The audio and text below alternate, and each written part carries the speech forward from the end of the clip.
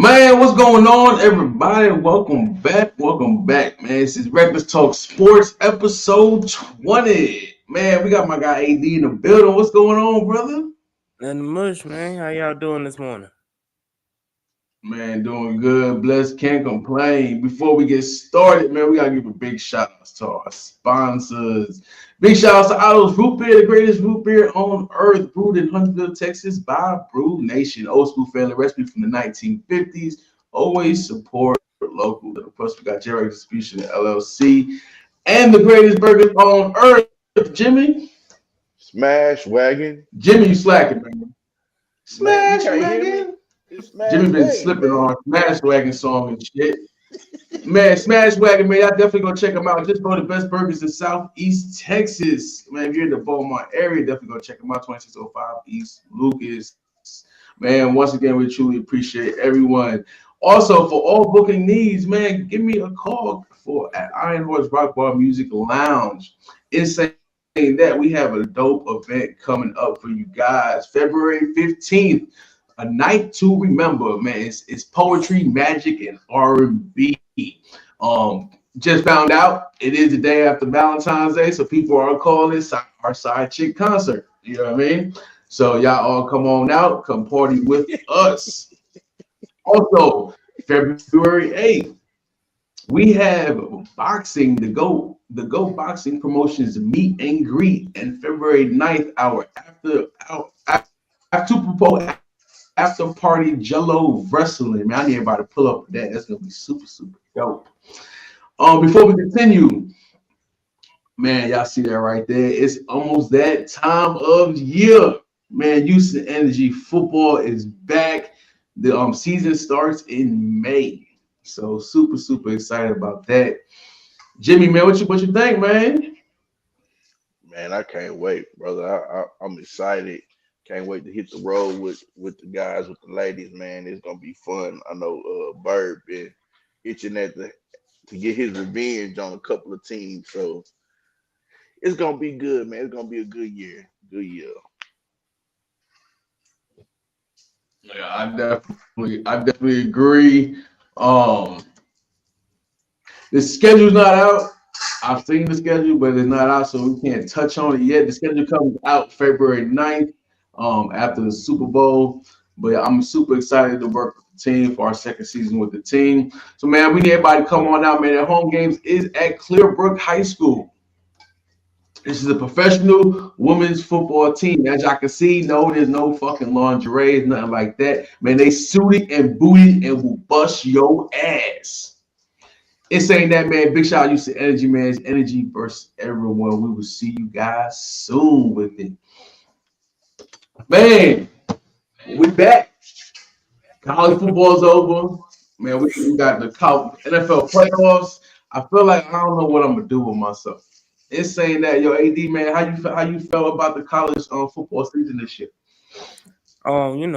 As an Aggie fan, I was excited when Ohio State did what they did in the playoffs. But now it was a very, very exciting season, and kind of the playoffs. I feel like the playoffs worked in what the NCAA was trying to do, giving teams fair chances. Teams like Boise State, teams like Indiana, teams that normally wouldn't even be looked at when it comes to the college football playoff or high priority bowl games. So for them, those types of teams, Arizona State as well. Those type of teams getting shots and getting opportunities.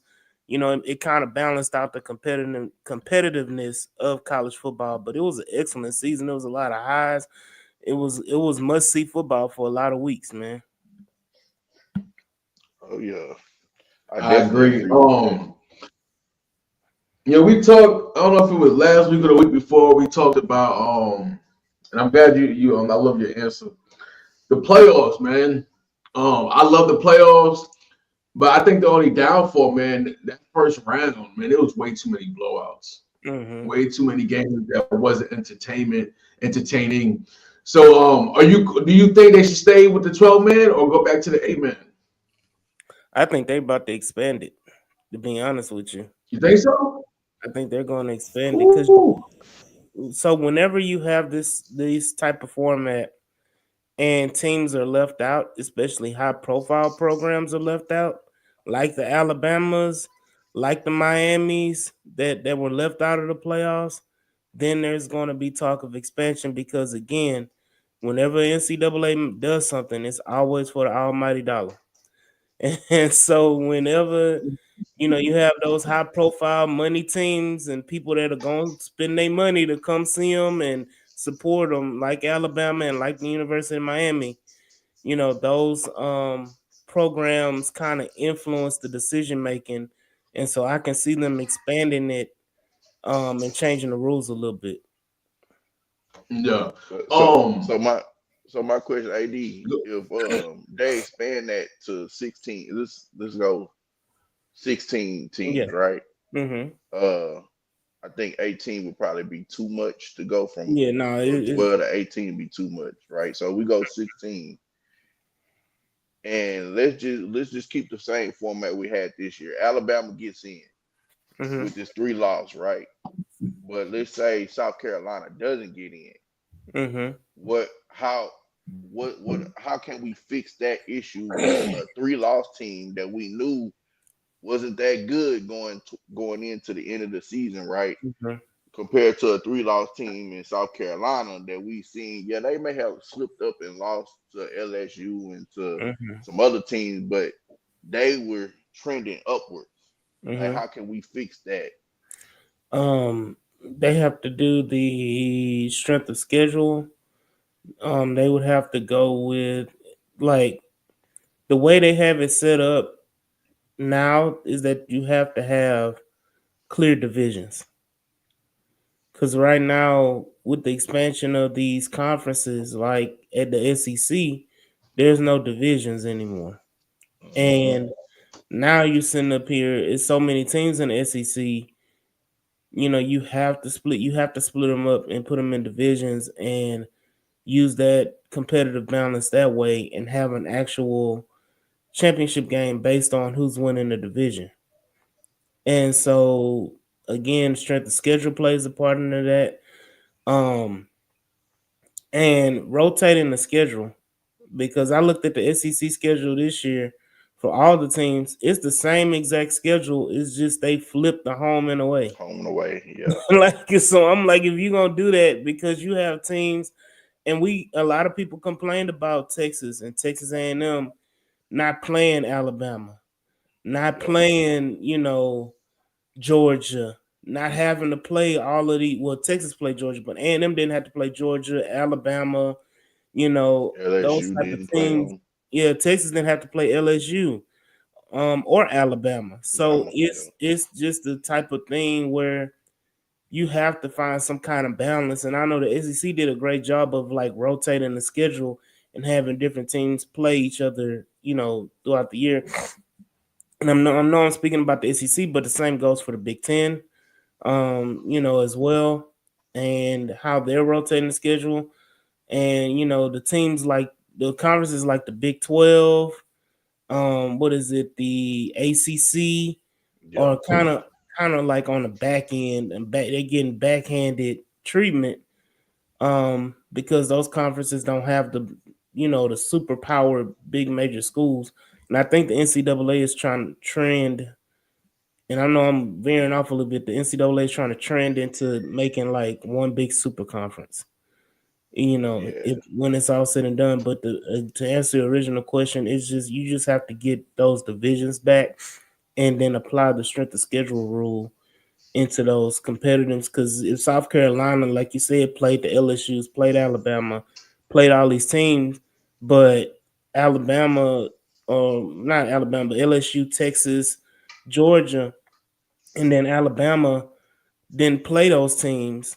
Well, their 8-3 record looks way different than South Carolina's 8-3 record. If South Carolina's 3 losses are just Texas, Georgia, and LSU, whereas Alabama's losses is like Kentucky, Vanderbilt. Vanderbilt, and whatever. So then that strength of schedule turns around, and then that's how you apply it. Same kind of similar to how the NFL does the playoff, especially the wild card seeds.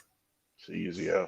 Yeah, and so that kind of was what I was touching on last week or 2 weeks ago when I said bring back the playoff. I mean, bring back the divisions, right? If we can bring back the divisions, I think that helps.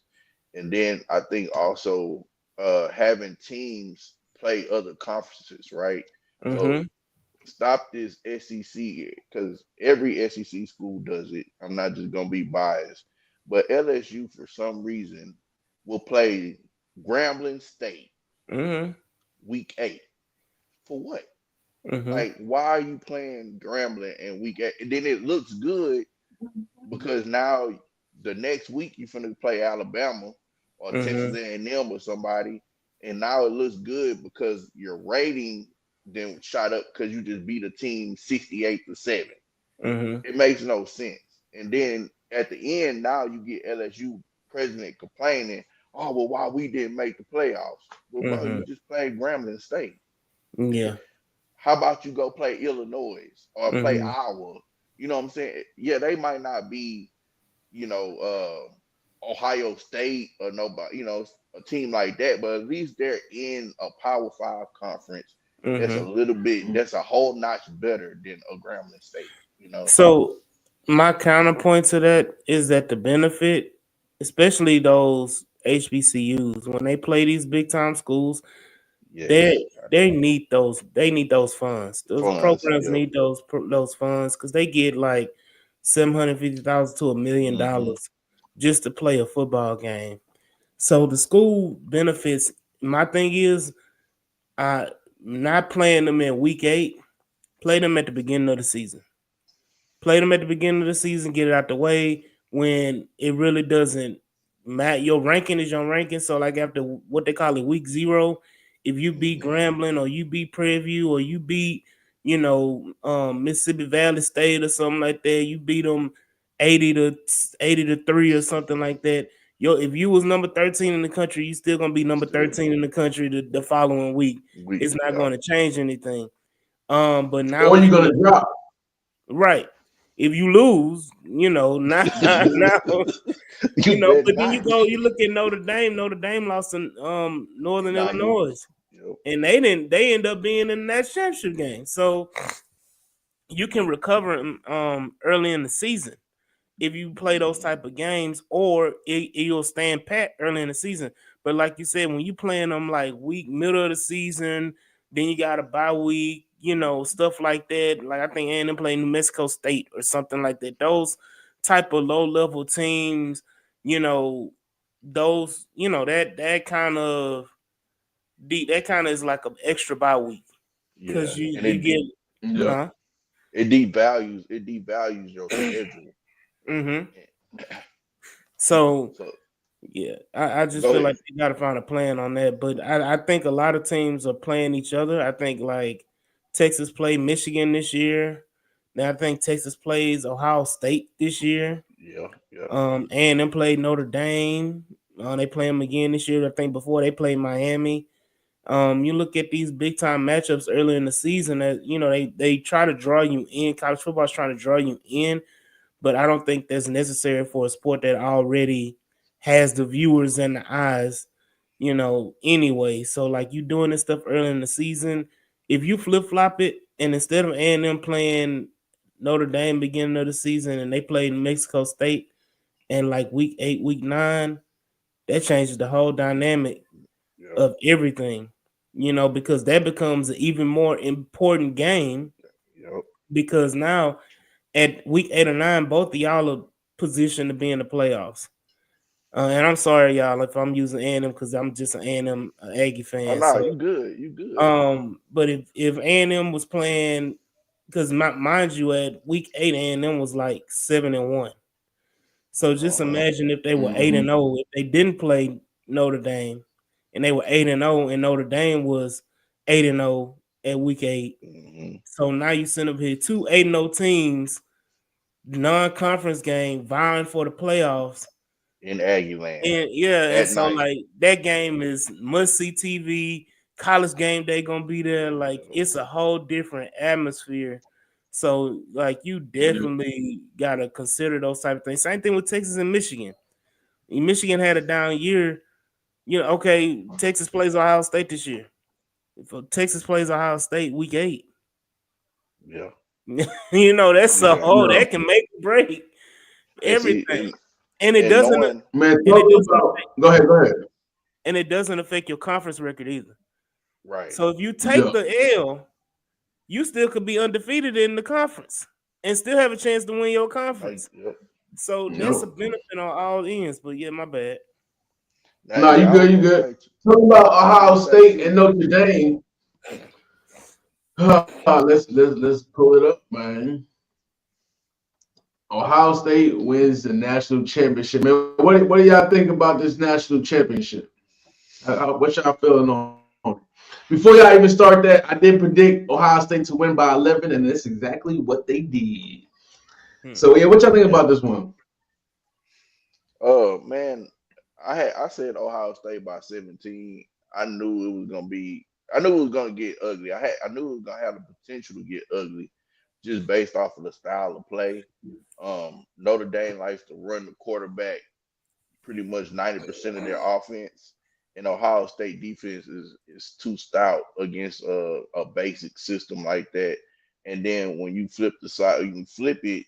Notre Dame likes to play man 90% of the time, and they have baby Megatron slash Julio over there, and he's gonna beat man coverage. He's gonna beat man coverage every time. So it was just the style of play. The good thing about the game was the fact that Notre Dame actually made a push and came back, right? They got it, they made it close to where people didn't fall asleep. And it kept you interested in it. I was kind of thinking that it'll probably be over by third quarter when I won't even want to watch the celebration and stuff like that. But and then it's still kind of hard to watch the celebration. Let me say that it's really hard to watch the celebrations when you're a big fan of stuff like this because you know the season is over, right? When you watch it, you just know it's over, and that's probably where it hurts the most at. And then of course I never got to win one of them, but uh that's where it hurts. But like I say, man, it was a good game. Ohio State came to play. It was one of the things that we talked about on this show from the beginning, that it was Ryan Day winning the championship, beating Michigan or bust. And he came out and did those things. He didn't beat Michigan, but he ended up winning the national championship. And winning the national championship will solidify you over, beating Michigan. Maybe not next year. So if you lose to Michigan again, we're gonna be having this conversation again. Yeah. Cody said I'm upset about it. They needed to have a safety help on Smith when it counted, and they blew it. Um, I wanted to see, like I said, I had Ohio State winning by 11. I wanted to see Notre Dame pull it off. That first drive, I was like, all right, we might be on to something here. You know what I mean? The Notre Dame came out in that first drive like some big dogs. You know what I mean? And got that touchdown. And then they just disappeared after that. I don't know. You talking about Jimmy? Because that third quarter, that game was not close. They um, did. They did. that They game. got it close. They got it Well, close. they came back. But Yeah, they they came came back. back, but that game was not as close as that score. You know what I mean? Yeah, That yeah, was yeah. that was some. Don't get me wrong. I give them a props for coming back. You know what I mean? Only down by 11 and shit, but that game wasn't close, man. It was one of them games. Like I said, you see that score, and you're like, oh, that was a close game. Nah, Ohio State dominated from the beginning to the end, offense and defense. Um, it was dope seeing it looked like a bunch of Rudies out there. You know what I mean? A bunch of Rudikas out there. You know what I mean? But it was dope, man, to see it, man. I wish it would have been a little more competitive. You know what I mean? But yeah, man. I don't know, man. Ohio State was just too much. Ohio State was too much from jump. You know what I mean? Besides that first drive, like I said, all that was catch up points. They did their thing coming back, but man, we all knew Ohio State was about to win that shit. You know, testament to Ohio State. I feel like they had a run similar to teams in the NFL when they get hot at the right time. And I feel like they got hot. They let that Michigan game kind of propel them into the national championship. So shout out to them. And like you said, the game got competitive late, but eventually, like it was just, it was at first it was almost unwatchable. Yeah, Then Yeah. what it was 28-7, like something like that. yeah. I think Yeah, so. that was Before good. they keep the field goal or I something started like that. watching. I started watching crime shows.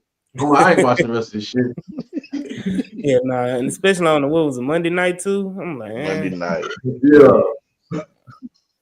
you they got almost it. had they almost had people tune in to wrestling and start watching the Yeah. game. Yeah, what? I You did. turn I off. did my rush hour mix, and I was like, "Oh shit, the game coming on." You know what I mean? So I told baby and shit, Mhm. I'm watching the game. You know, we go watch our little show after, and the halftime come on. Man, fuck that game. Let's watch our show. Coach Dang though, bro, for real, like I don't know, man. It was an ugly game. It's really hard to speak on it, man. As bad as I wanted them to win, I knew it wasn't gonna happen, man. But big shout out to all the Rudy Rudikas. You know what I mean? It was bad. And let's keep it 100. That shit was bad. It was sloppy. It was a Ohio bad game. State was like grown ass men playing a D2 team out there. Let's keep Yeah, it 100. I'm sad of the quarterback play though, man. Quarterback play was not good all around in that game. And I think somebody had asked the question I saw on social media: when are we gonna have dominant quarterbacks in college football again? Because if you look at like really the last year or so, it ain't been like super dominant quarterbacks, and they've been kind of falling by the wayside year after year. You know what? I'm glad you said that because if you notice, it's happening in the NFL too. Mm-hmm. And I think what the biggest problem is with the NFL and college, it's not like when we were growing up, you know what I mean, or like when our parents' time. Yo, they come in college. If you a high profile player, you playing right off bat. There's no sitting players no more. Same thing with the NFL. Especially if you're a quarterback, if you drafted in that first round, if you're a top 5, if you're number 1, top 10, you started. There's no sitting and developing and learning anymore.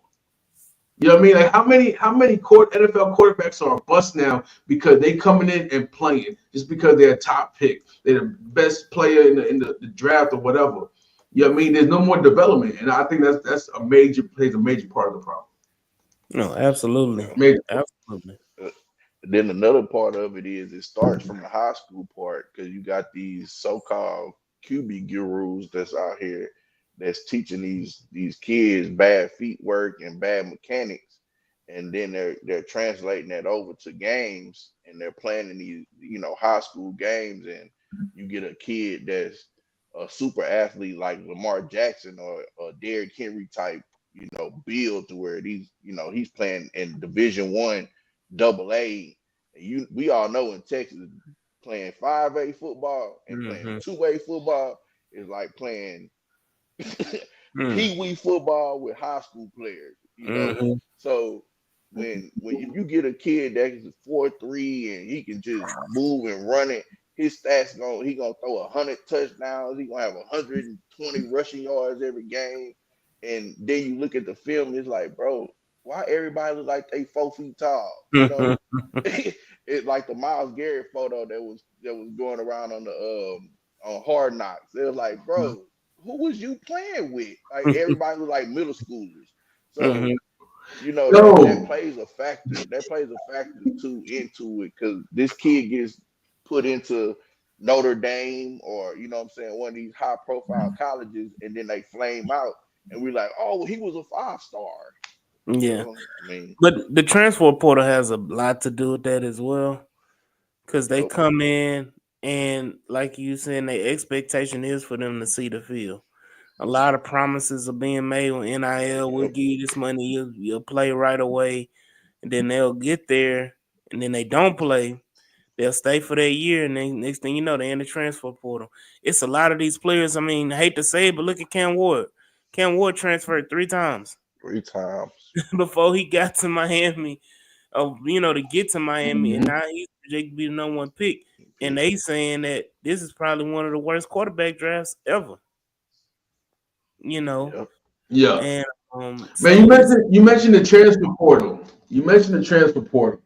Man, Dion had a press conference over last week or so, and how do y'all basically I'm gonna ask y'all how y'all feel about this? I guess they had some players going to transfer portal. It didn't work out too well for them. So here they come crawling back, right? Dion don't want them. How do y'all feel about that? Before y'all answer, I feel him on it. You know what I mean? It's like we are here, we supposed to be going to war with each other, right? You hit that transfer portal, that tells me you don't want nothing to do with this team no more. Nothing good happened in transfer portal. Now y'all come back, man. Y'all left us, man. Like there's no dedication. You know what I mean? So I definitely feel where he coming from. What y'all think about that? Go ahead, AD. yeah, I mean, I agree. Like when you make that decision to enter the transfer portal, you ain't no half foot in, half foot out. You gonna make that decision to enter it. You have to have a plan on you're going to go somewhere else. And a lot of time these kids are being tampered with. You have people in their ear telling them you can get such and such money, and a lot of this is money driven more than it is Mhm. school driven. Mm-hmm. And they may have an NIL deal for 150K or something at a school. Then they got somebody in the ear saying, "Man, you can get 350. You can get 500,000 if you enter the transfer portal." Then when they get out there, their money ain't there. Now they sitting there looking stupid, listening to other people. But Mhm. Yep. I agree that if you enter the transfer portal and leave, I don't want you back.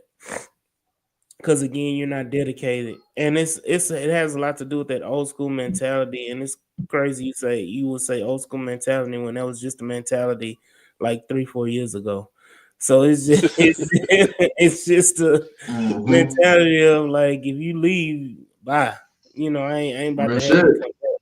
So it's just wild right now. But I feel like NIL money has a lot to do with them kids joining the transfer portal and jumping around like crazy. Oh yeah, and then it's nobody. Oh Nobody yeah, really facts. dedicated. Yeah. They're not dedicated to their school. Like Mm-mm. us growing up, it was like, man, The we dedication to that loved money. Texas A&M. We loved LSU. Like we Mhm. wanted to go there. That was, since we was little, that was like everything to us. You know what I'm saying? If I could just put that helmet on, that maroon and white, if I could just get to LSU and put that purple jersey on and touch the goalpost and run out. If you know Mhm. what I'm saying, Michigan, if I could just, man, I would just want to touch Playing that the banner big and run house. out. Right, I Yeah. want to play in the big house. Yeah, we all, you know what I mean? That's how we all grew up, man. We want to go It's play where we love, with the school we love. yep. You know what I mean? They Mhm. And don't. I don't knock these kids for shit. If I know, I grew up wanting to go to Michigan. You know what I mean? Nowadays, shit. If motherfucking, I don't know, some whack ass school want to give me a few 100,000, I'm gonna go to that Mm. school.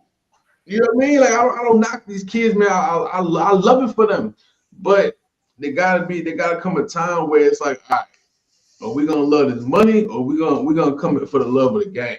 You know what I mean? Yeah, And that's where I think that's where a lot of the skill set is falling off at, because no one's yeah. really, not gonna say no one, but a lot of these players, they worry about this money really. You know what I mean? So it's like, are you gonna play as hard now that you got a couple bands, you got a few 100,000 in your pocket? You know what I mean? Are you really? A lot of these kids are making more money than their coaches. Coaches. Yep. Yeah. So You see what I'm saying? Like, where's the respect? I need the kids to also realize this NIL money is not life changing money. Nope. So like you can now I understand if you like the Jeremiah Smiths and all them talking about 4.5, 5 million, $6 million. That's life changing money. But to say you getting 150, 200, 300,000, that's not life changing money.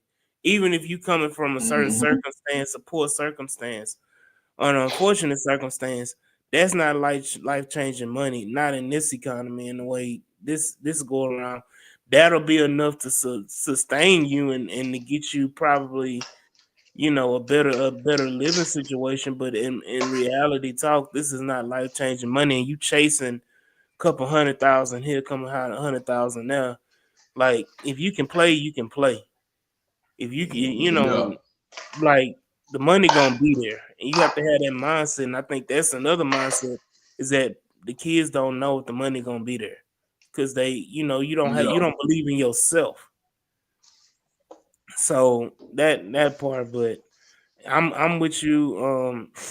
I'm with you, like you saying about the mentality of how you went to school, how you went to a school because you love the school and you grew up Yeah. playing there. Like I remember the days when kids would say I used to go to the games. My parents used to take me to the games, and that's when I fell in love with the school. I've been a fan, this, and that. A lot of times is I call them the YN generation. They some bandwagon, they some Yeah. bandwagon fans. Like Yeah. they'll be fans of the Chiefs one year, they'll be fans of the Ravens the next year, they'll be fans of the Bills, and I mean just speaking NFL wise, and the same goes with college. If a Yep. team is hot, they'll be all fans of them.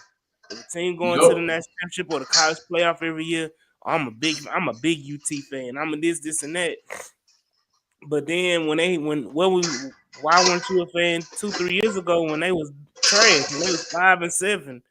That ain't you 18 now. You was 15 when they was 5-7. Like you just became a fan of them You now. said you 18 now. So now you're a huge fan. Who was you a fan of 3 years ago? So it's just like those type Yeah. of things, man. They jump from they just want the instant success. They the microwave, generation. Everything got to be quick, fast, in a hurry. They never want to take the time to learn, develop, and understand the reasons why on a lot of topics. So not just football or sports, just in life in general. They want everything given to them, and that's the problem. I think that needs to be taught. Growing, as they're younger, more than anything, nothing is given to you. You have to earn everything. Earn it. Yep. And another thing that these kids don't think about either is their grades. Mm-hmm. Because all these transferring, that affects you graduate. Hold on. Those classes don't transfer over Hold when you on. got D's in them. Hold on. You transferred 3 times and you still considered a sophomore, huh? But I didn't play college Man, let's football go for ahead and 3 get to years the though. next subject. Man, we're gonna move on to the NFL, man. Raiders hire Pete Carroll. Man, what do y'all think about that, man? Man, AD, what you I think? Look, let me say this. I know we talking about Pete Carroll, but it's a whole bunch of highs. I'm like trash. Like it's I feel like this off season and the coaching cycle is called the Ben Johnson effect. All of these teams wanted Ben Johnson. The Raiders, the Bears got him. The Jaguars. Who else was I think the Saints. Everybody wanted Ben Johnson. And everywhere that Ben Johnson went, like, when he went to Chicago, every other team seemed like they were scrambling to get a head coach. And I feel like the Raiders were another part of that team because Tom Brady was pushing for a Ben Johnson interview. He got the interview, and Ben Johnson basically just did a solid for Tom Brady. And now the Raiders fired Antonio Pierce. For me, I feel like they fired him for nothing because I don't see what Pete Carroll can bring as a 73 or 74-year-old head coach to the Oakland. I'm about to call them Oakland, to the Las Vegas Raiders. It just doesn't make sense to me. And Pete Carroll wasn't a sought after coach. Nobody was picking up the phone, calling Pete Carroll for anything. He was, he wrote that Super Bowl victory in Seattle for as long as he possibly could. Same thing like in at USC. He wrote those national championships at USC to as long as he possibly could. So people Mhm. think about him as Super Bowl winning coach, but like I don't see it. I don't see the Raiders doing anything of significance this year. And to be honest with you, it's almost like a setup for Pete Carroll to be there 2 years and him to be gone. Almost, and to bring Yeah, you to Houston thing, almost like a David Culley situation. I that's how I look at it right now. For him to help. I definitely agree. One thing we can't take away from him is his Super Bowls, is his national championships. But in saying that, what have you done for me lately? We all know we live in that time. It's not about what you've done, but what have you done lately? And Pete Mm-hmm. Carroll haven't done a damn thing. Like you said, I was surprised because you don't be hearing about Pete Carroll's name of maybe we should hire him for this team or this team. So I was really surprised about it. Um, it's honestly I don't get it either. Like everything you said, I agree with you because I don't get it. Like he's not about to change the culture of the team. I don't see no winning in the future. You know what I mean? It's saying that like the Raiders ain't just they're not ass or nothing. You know what I mean? But they not him coming in ain't about to change nothing. You know what I mean? Um, yeah, that I'm still confused about that. I'm still like when I heard that, I'm like, like why? You know what I mean? Um, like I said, you can't take nothing away from him for his accomplishments in the league and in college. But once again, I'm gonna finish how I started. What have you done for me lately? What you think, Coop? Yeah, so I'm gonna go on the other side of the spectrum, and I'm gonna say I think it's a good thing for the Rangers. I'm gonna say this. The reason why is because they have a culture issue, right? That's their problem. They've Well, I can't think who's the coach they had 2 years ago for Pierce or Josh McDaniels, right? He Mm-hmm. came in there, he kind of did the Bill O'Brien syndrome to him, right? He kind of destroyed everything that they had going. And then they Mm-hmm. bought Antonio Pierce, which was a good hire. They should have never fired him, right? He should still be here because he didn't have the pieces that he needed. He had a what we call it energy vampire is what we call him in Houston, and Devontae Adams. Yeah. Max Crosby was so in and out, and he was hurt. And then they spent millions of dollars on Christian Wilkerson, and he played what, maybe 2 games. So they had they have issues there, and I think bringing in Pete Carroll was to help them establish a culture. Right now, this is the thing for the Raiders. Right, are they going to have a success plan? Right? What we didn't do in Houston, we didn't have a success plan. Mm-hmm. Right? We brought David Culley in here, and to me, I mean, I don't know the whole story behind the David Culley stuff, but to me, my thing was I always felt David Culley was only here to try to get Deshaun to come back. Right? That's how I felt.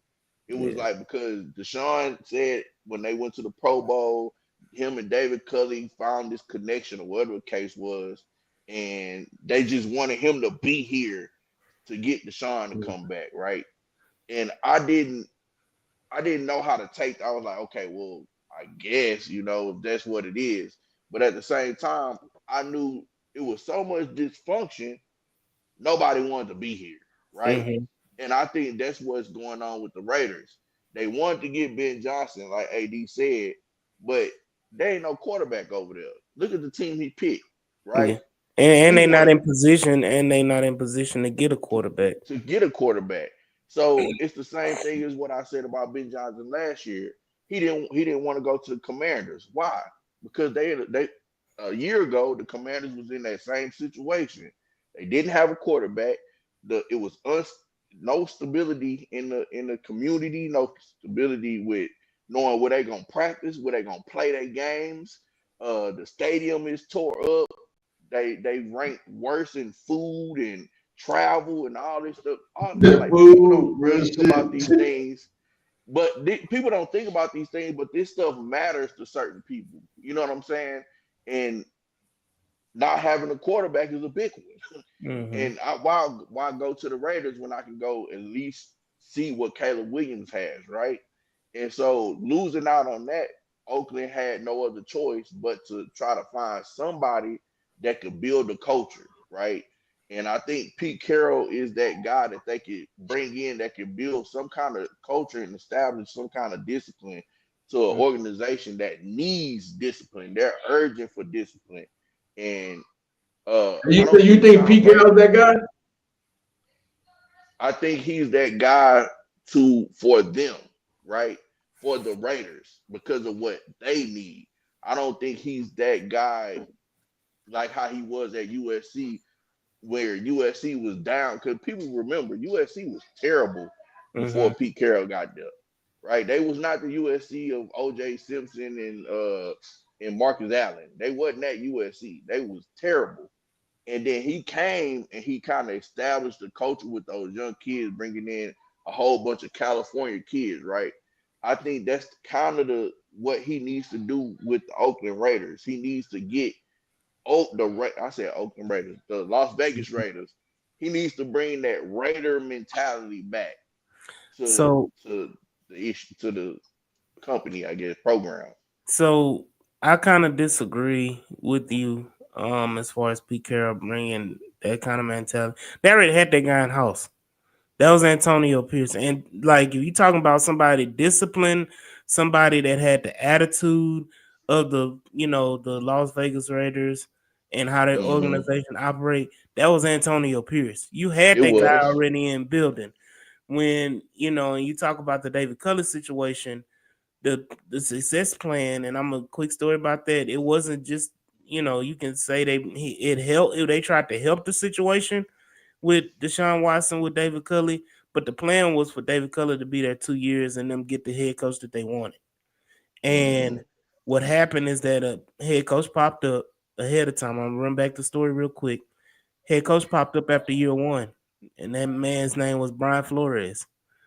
That Nick Casario and had real close ties to, and of course he did what he did, blackballed, and which made me kind of take a step back because I for sure thought after the season he had coaching he would get another opportunity to be a head coach, but being blackballed in the NFL is being blackballed in the NFL.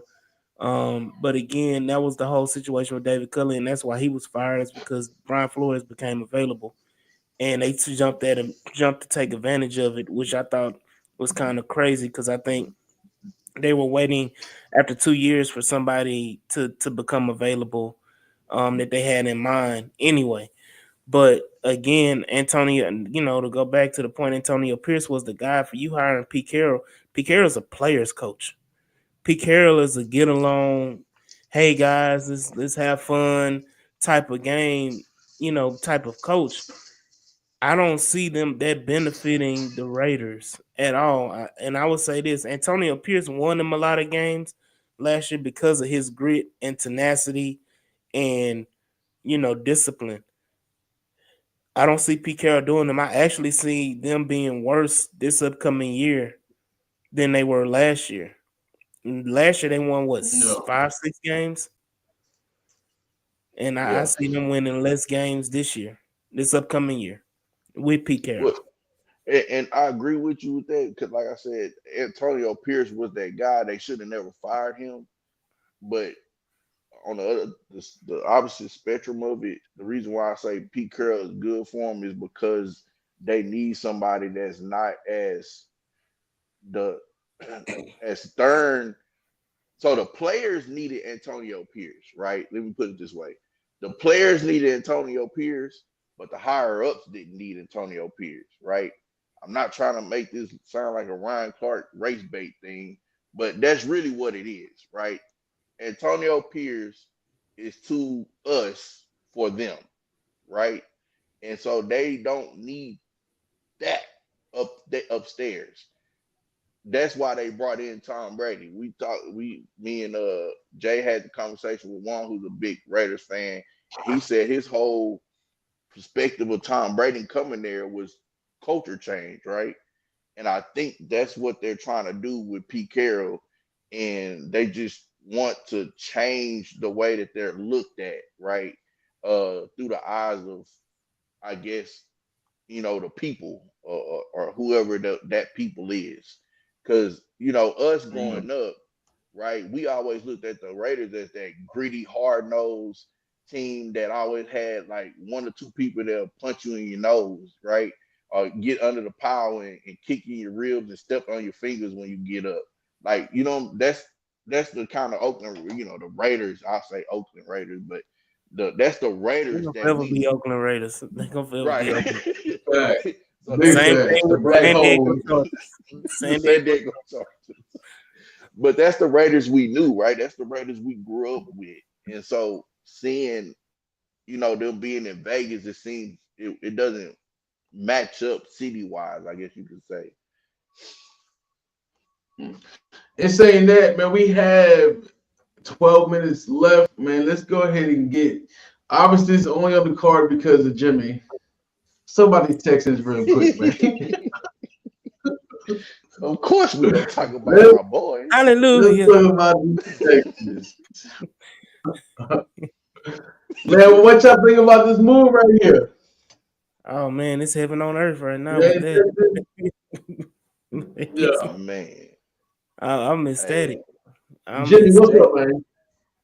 wouldn't God do it? Won't he move mountains? Won't he will? Won't he will?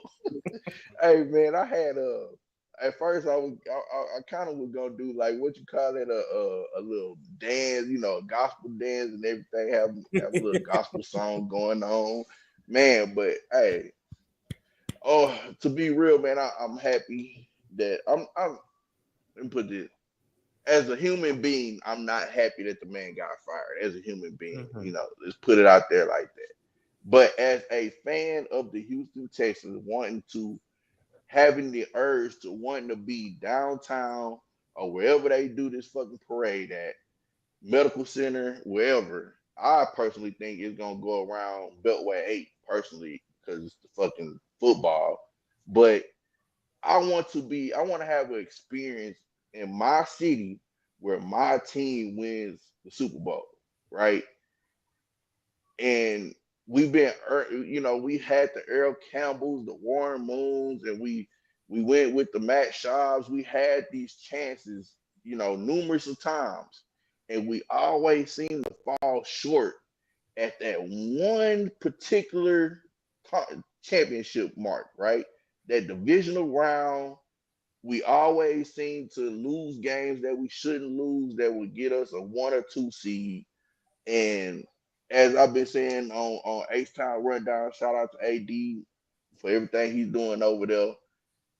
The This dude right here is the reason why we were a number 4 seed instead of being a number 2 seed, because Mhm. of things that he did throughout the season that cost us games, that cost us momentum, his lack of being able to make adjustments, his lack of being able to creativity, right? The Mhm. being being stagnant, right? Not getting out his own way. We did a breakdown of all 22 where we played Green Bay, and me and AD and others set up there and counted the number of times that a receiver lined up outside the numbers. And I think that game we counted 2 times. Mhm. That's ridiculous. It like that should never happen in the NFL game. And so it's just so much it's so much that happened, man. Uh that I'm excited about this. I can't wait to see where we go. With the next hire. And like I said yesterday, man, the biggest thing is us hiring an offensive line coach that Mhm. will go with the OC. Absolutely. Bobby Slowick was a disaster.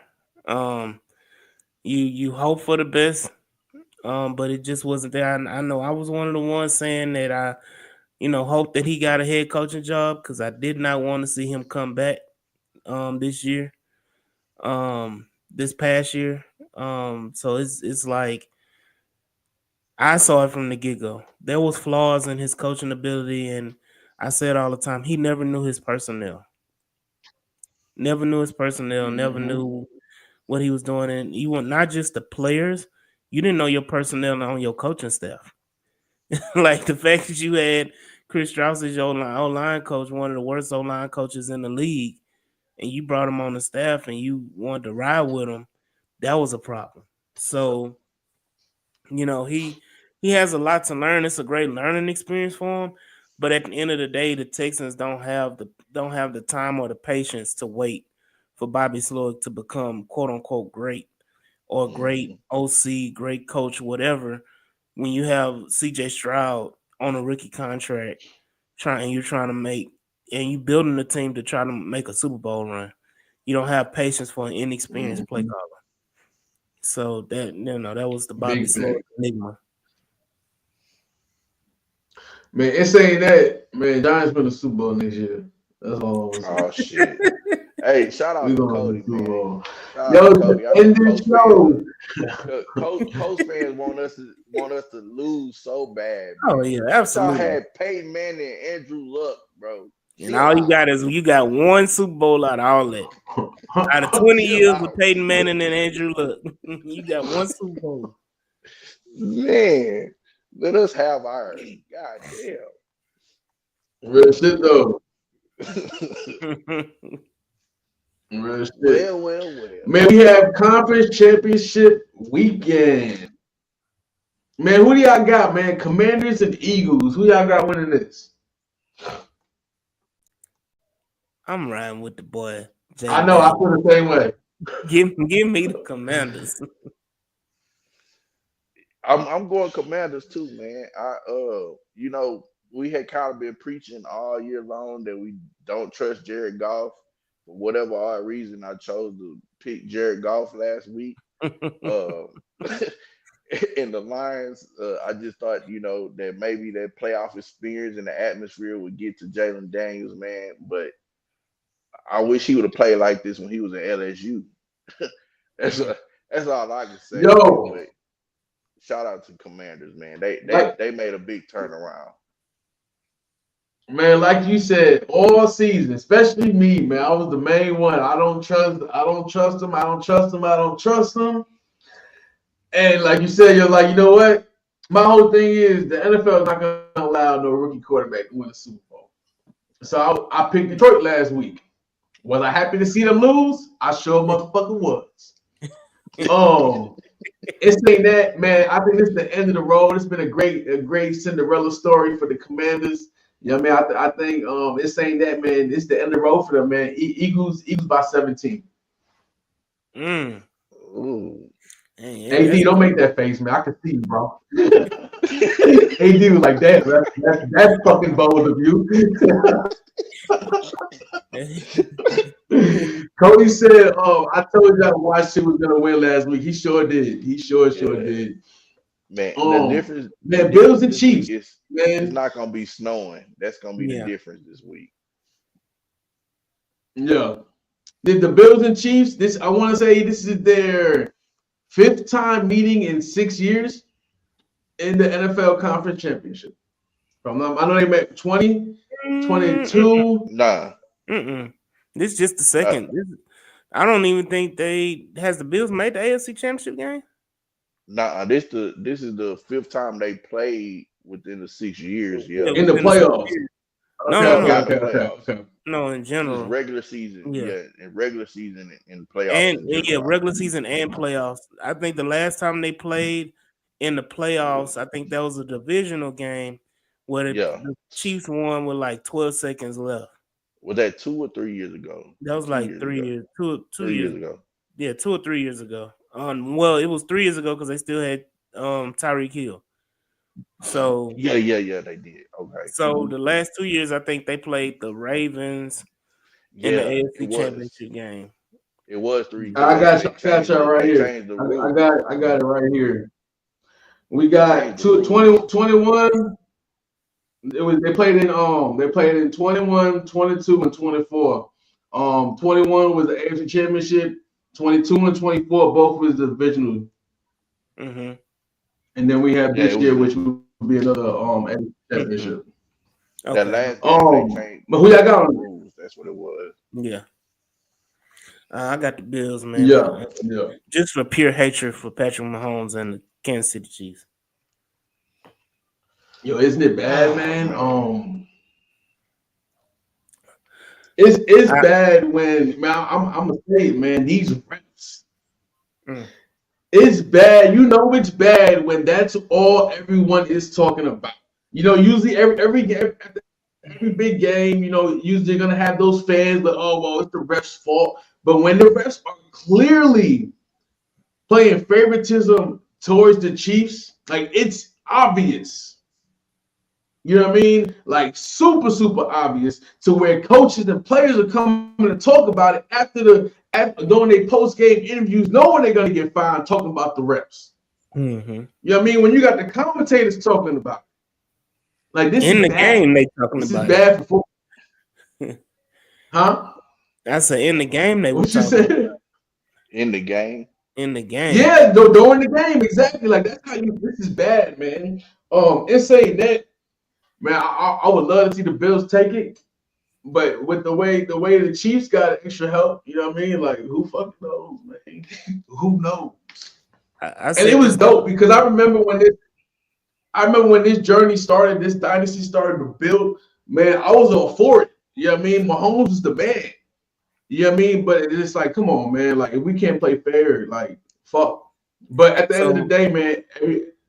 Yeah, I'm gonna say this real quick. This comparison, I compare this Chiefs team to the Golden State Warriors of the NBA when they had that run for 5, 6, 7 years, where they were always in the finals, always in the conference championship. I think this is the Chiefs' 7th straight AFC championship game. They have been this dominant for 7 years already. It's just annoying at this point. Like I think everybody around the world, not only with the help of the refs or whatever, people are just getting fatigued of seeing the same team over and over again. Mm-hmm. Similar how they were fatigued seeing the Patriots year after year after year after year. So it's like, okay, it's time for somebody else new, and I'm okay with that. No. And my shit though. thoughts is the Chiefs are gonna win this game. But Josh Allen, to me, just doesn't have it. He doesn't have that it factor, man. They should have lost against Baltimore last week. Mark Andrews decided to have his worst game of the season. And if Baltimore would have won, I would be picking Baltimore to beat Kansas City. This Patrick Mahomes is gonna do what Pat Mahomes do, man. He's gonna flop. He's gonna cry. He's gonna make sure that the referees see every time he gets touched. And the bad part about it is Buffalo defense is nowhere near the defense they just played last week. So if this becomes a shootout, I don't see Josh Allen throwing for 300, not even close to 300. Like, I mean, what CJ had over 250 last week, something like that, 220, something like that. I don't see Josh Allen doing that. He threw for 170 against the Ravens, and they had 120. No, let me say it wasn't 170. It was 127 against the Ravens, who had the worst secondary, and Humphrey went out for some of the. I want to say what the second quarter. He was hurt most of the second quarter. So like, you still couldn't find a way. All you could do was just run power QB run. Like, come on, bro. Kansas City Spanos is not going to fall for that shit. I guarantee these are two quarterbacks that cry the most about referee calls. To be honest with you, both of them do. I used to have I still have respect for Pat Mahomes, but I used to have a lot more respect for him. It's kind of like that LeBron James thing. Even though I was a Laker fan, I still never really been on the side of having LeBron on the team, because you see the stuff that LeBron do and it's just like irritating, right? And both of these quarterbacks are that, right? They just do things that they don't have to do to be great. Like you don't have to sit up there and cry about fouls or roughing the passer or go up to him and like everybody's been posting that picture where Pat Mahomes went up to Josh Allen was like that was such a bullshit call. Dude, you just won the game and you going to the other quarterback instead of saying congratulations or talking to him, you crying about a call that didn't even matter to the game.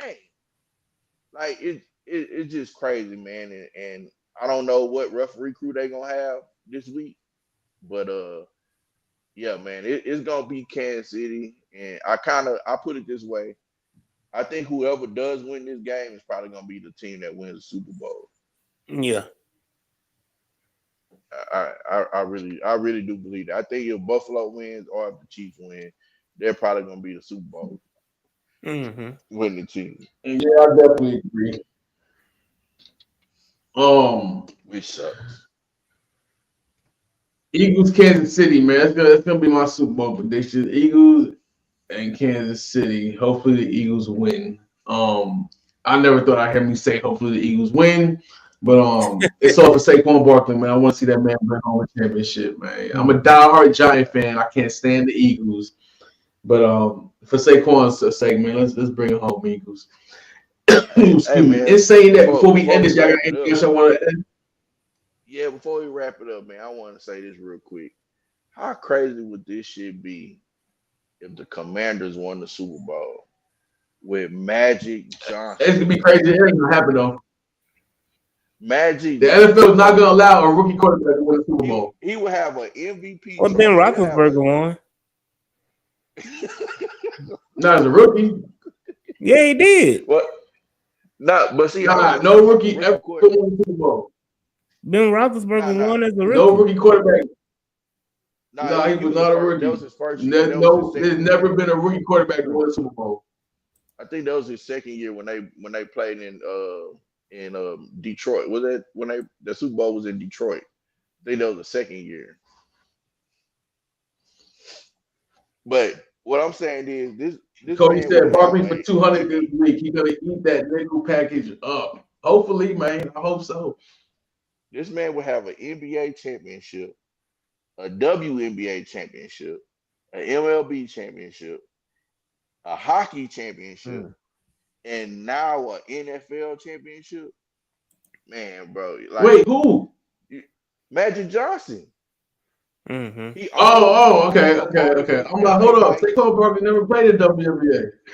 Nah, he owns a part of the LA Knights. He used to own a part of the Sparks when they won with Lisa Leslie. He owns the Dodgers, of course, and then he won the championship with the Lakers. Like, that's what you say. Yeah. I got something to say about that, but that's for another show, another time. Like Magic Johnson. I got a whole career on Magic Johnson. But I'm leading alone. In saying that, man, we are out of here. Man, y'all catch us next Saturday, man, for our Super Bowl show. Hey, finish your story. Oh man, I'm about to pick up my daughter.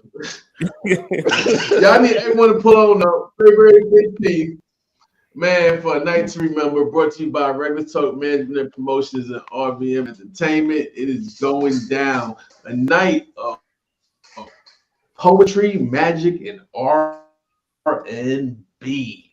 Man, we appreciate every single person. We appreciate all of y'all watching, all of y'all tuning in, everyone that's going to be tuning in later in the future. And saying that, it's your boy Reckless Talk with the Reckless Talk Sports Podcast. Got my guy Jay Coop, got my guy AD. We don't know where the fuck Jax is. He comes and goes as he pleases. You know what I mean? Y'all might see him next week. We don't know. We don't even know if we're gonna see him next week. You know what I mean? So it's saying that, man. We appreciate every single one of y'all. We've been live on YouTube Music, and Facebook. Big shout out to our sponsors. Auto Hoop Beer, the greatest hoop beer on earth. Brewed in Huntsville, Texas by Brew Nation, old school family recipe from the 1950s. And of course, we got J-Rec Distribution, the LLC. And what do we got? Jimmy, the greatest what on earth? Smash Wagon. Jimmy's slacking, man. You are slacking. Bro, Smash Wagon. Best burgers in Southeast Texas. Just voted best burgers in Southeast Texas. Yo, we are out of here. We appreciate every single one of y'all. Stay warm, stay blessed. We out.